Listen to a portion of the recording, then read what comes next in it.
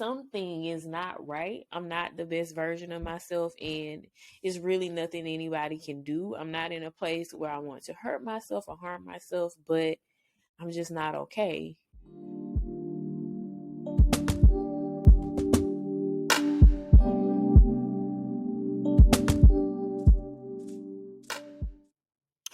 Okay, y'all, I'm gonna just do this because I am tired. I have been trying to record this fucking video for the better part of the day. The lighting is not great because now it's pitch black dark, but I just cannot put this off any longer. So we're just gonna do it. So welcome back to my channel, The Brand New Life. I am Christy. If you are new here, I'm starting something new. And as The Brand New Life implies, that's just a part of my character at this point. Usually doing my podcast, but I've actually decided to pivot and I'm trying something new and have some new things kind of come in the works that I'll get into and you'll see later. But first I wanted to start with this because mental health, and I know this is feeling real cliche, is so important, but for me it has been really pivotal. So I recently restarted my therapy journey and I'm very thankful that I had the opportunity to do so. And I figure why not share that journey with you guys, because this shit can be hard and it can feel even sometimes stigmatized to kind of end up in therapy and honestly not even know why. So I'm going to share my experience. I have a little list here because I have quite a few points to cover and I want to make sure I don't skip anything or miss anything. And yeah, so let's just get into why I went back. New starts, new life changes, new everything. And so I'm always pivoting and trying to be the best version of myself. And that's really what the brand new life means for me. So here I am. I'm back in therapy. Why did I go back? So initially I started therapy, I think in 2020. Yeah, it was 2020 after leaving a very, I would say, tumultuous relationship. And it kind of did a number on my mental. So for me, I decided to seek therapy and I did it through BetterHelp. And I found a nice lady and it was cool. She really did help me work through some things. But eventually, you kind of fall off. And my first therapist was very helpful in helping me work through that particular life crisis or situation. And eventually I did stop seeing her, mostly because I didn't feel that connected to her. And also, I kind of felt like we reached a peak. And I don't feel like I was being completely honest with her to begin with. So I guess I just didn't trust her. I don't know what it was, but I was not completely honest. Or maybe I just wasn't ready to do the work at the time. But yeah, but it did help for what I needed. So recently I decided to go back because I felt like I was starting to slip into a version of myself that I just didn't recognize, I guess. The easiest way to describe it is I didn't feel sad. I didn't feel happy.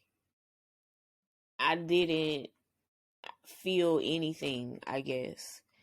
And for me, I knew that that just wasn't right. It was like, I know, and even now I know that I felt a sense of general unwellness. I wasn't sick. I wasn't particularly going through anything. I just felt a sense of general unwellness, if that makes sense. And from there, I felt like it was getting harder to get up out of bed. It was harder to stick to my routines. It was harder to socialize and do activities with friends or in my social groups. And just for reference, this kind of started to take shape in like early February. And in January, I was fine. I felt normal. I felt like myself in January. But February came and it was like, mm-mm, mm-mm. And honestly, the best way to describe it is that I was in I would say an emotional or mental recession. It's like I wasn't in a depression yet, but I could see it in the view. If I didn't make a pivot, if I didn't change some trajectories, if I didn't alter the way that I was doing things, then I was going to be entering a full depression. So yeah, let's call it that, an emotional recession. And as the weeks went by, it got worse and worse. And I started to feel like I was always on the verge of tears, in a constant funk,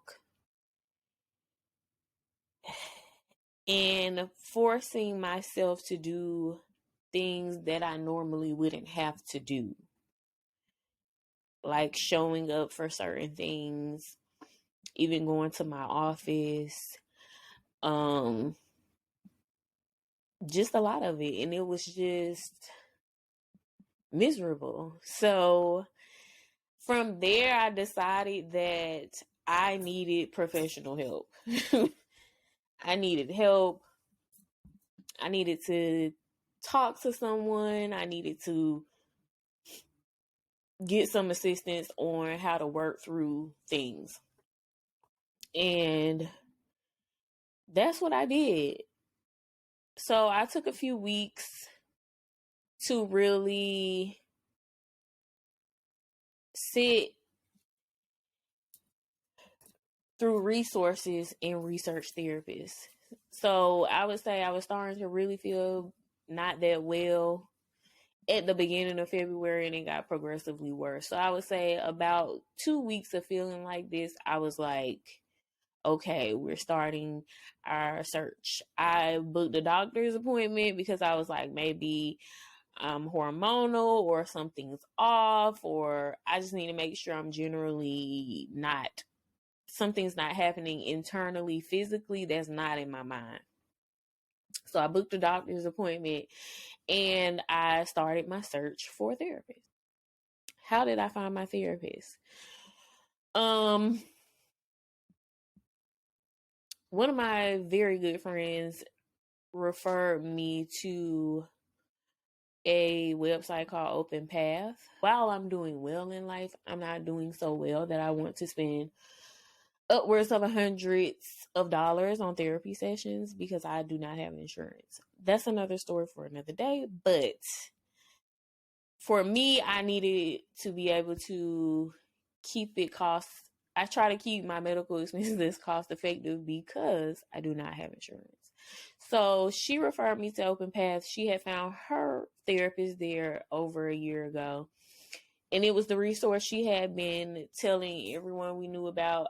I was referring my friends to it based on her recommendation. So I decided to give it a try.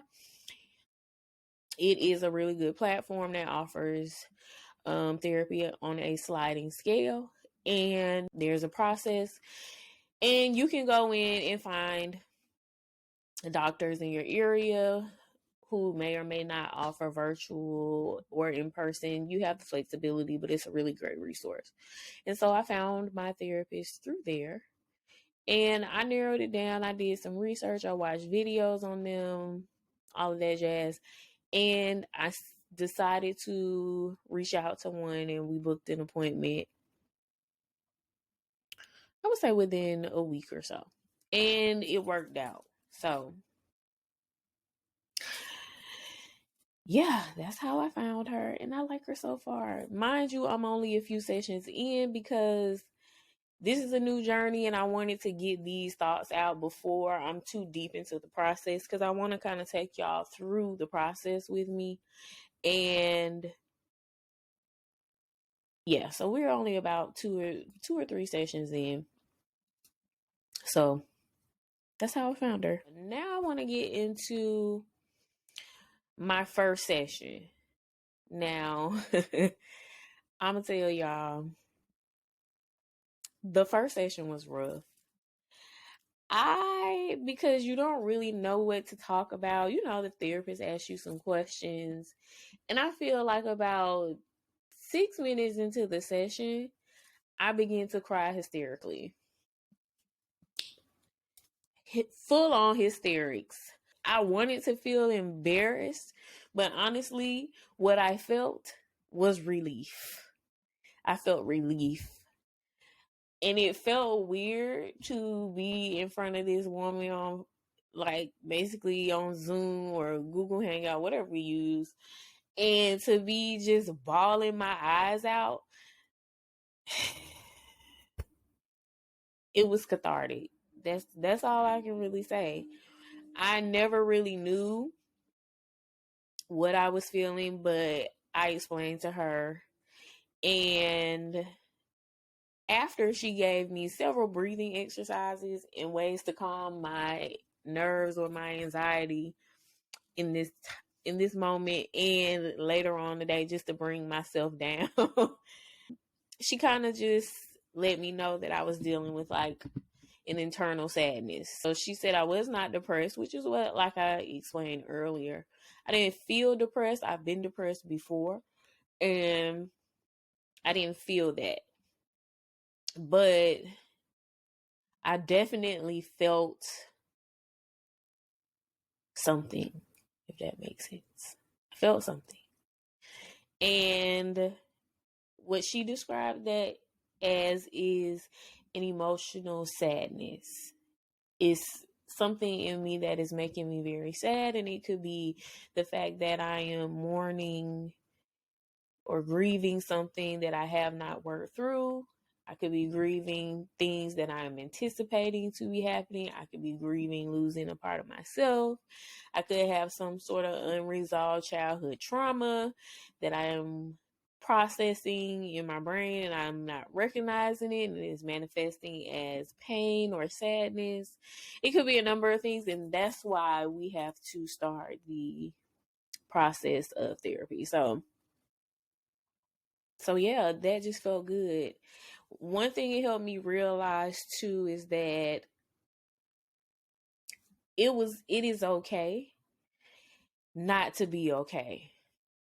And for me personally, I think that's something that I kind of battle with. Even in my mind, I knew that it was okay not to be okay, but I just was very uncomfortable admitting and saying that I'm just not okay. I'm not okay. And I noticed for me that's even been a big step is actually sharing with my friends and family that I have returned to therapy because I'm not okay.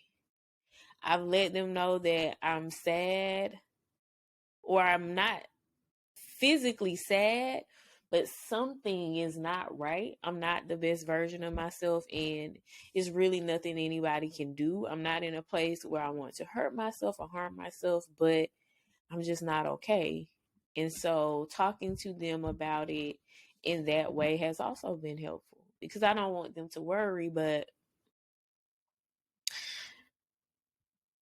I'm trying to be more conscious of letting people know where I am in those spaces. So, especially my friends, because essentially they're my family who I've gotten to choose. You know, those my people, my sisters. So, I don't want them ever out of the loop or in a place where I'm spiraling and they have no idea what the fuck is happening with me, because they're like, girl, how are you spiraling? We didn't know anything. And I don't ever want them to feel like that. So I've been keeping everyone in the loop. So that's also a development. But I think we'll talk about that kind of later on in the process. But I just wanted to get that out, y'all, and off my chest, because I'm approaching 35. I am 30 pounds overweight, and that's a whole nother thing that we also are going to address on this channel now. And I think it's just all taking a toll on me in a way that I never really thought about. And yeah, I want to get better mentally, most importantly, physically, of course, emotionally. And so I'm really happy that I'm taking this step, and I wanted to share in case anybody is hesitant, unsure, feeling the same thing, feeling like you're in an emotional recession. Acknowledging and understanding that that's where you are is the first step, but then you have to kind of start to put steps into place to get out of that. So thank y'all for listening to this. If this resonated with you, please leave me a comment and let me know if I can support you in any way, because it's hard out here. I know a lot of people don't have anyone to talk to. So just know you are not alone in feeling this way. It is okay to feel this way. And I'm here with you, girl. So that's really it. I am gonna be checking in hopefully weekly as I go through my therapy sessions and kind of chronicle the lessons I'm learning and the things I'm uncovering and experiencing, and whatever else comes up in the vein of therapy as I go on my journey. And I hope you'll continue to come with me. So if you want to see the rest of my therapy journey, be sure to give this a thumbs up so I know that you want to hear more, and be sure to subscribe so you can keep up when I post new I guess therapy vlogs. I guess that's what I'm calling them, therapy vlogs. And yeah, I'll see you in the next one.